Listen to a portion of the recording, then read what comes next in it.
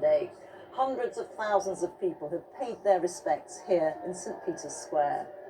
Amongst them were heads of state and world leaders, including President Trump and President Zelensky, who met and spoke one-to-one for the first time since their argument in the Oval Office in February.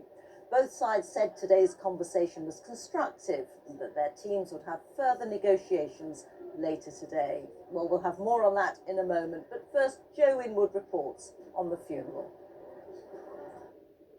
Even for a pope defined by his humility, determined to be buried in a way that reflected the poverty of the people he served, there was no avoiding the grandeur of the setting or the history of this moment.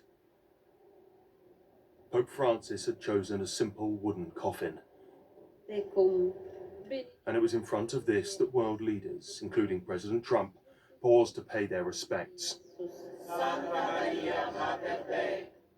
They came from all over the world, not only Christian nations.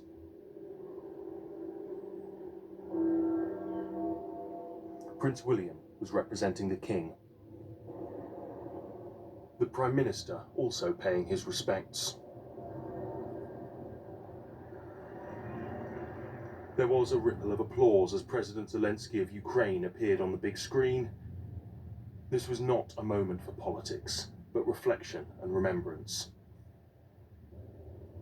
Next, the cardinals filed past.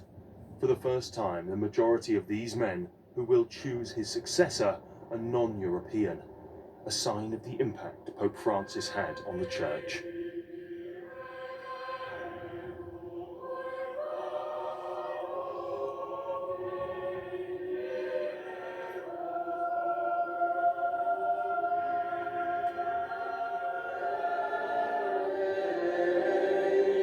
Pope Francis wanted his coffin not raised, but on a level with the people, as the funeral mass began.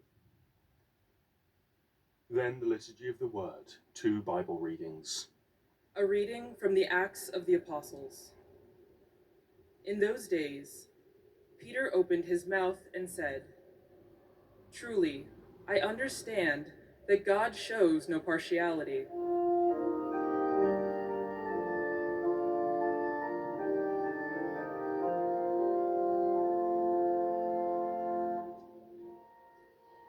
Dominus pascit me, et nihil mihi derit.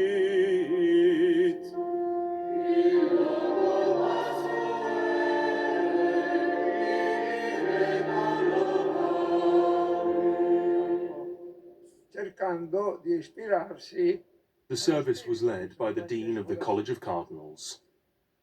è stato un papa in mezzo alla gente. He was a pope among the people, with an open heart towards everyone.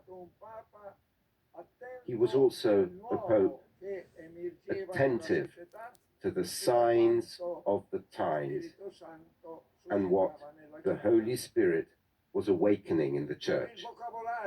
With his characteristic vocabulary and language, rich in images and metaphors, he always sought to shed light on the problems of our time with the wisdom of the gospel.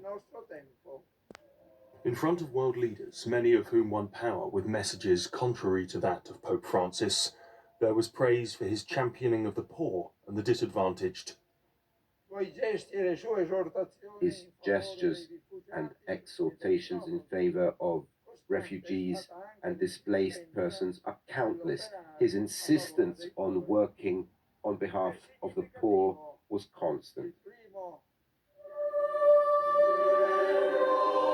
The Vatican says 250,000 people attended the funeral. Many took communion, from the poorest to the most powerful.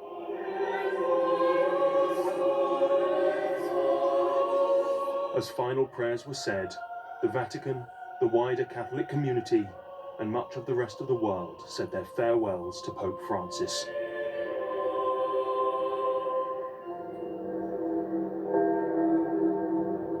He passed through St. Peter's Basilica one final time, starting the journey across Rome to his final resting place, at the church of Santa Maria Maggiore. His burial in a poorer area of the city, an example in death of the principles by which he lived his life.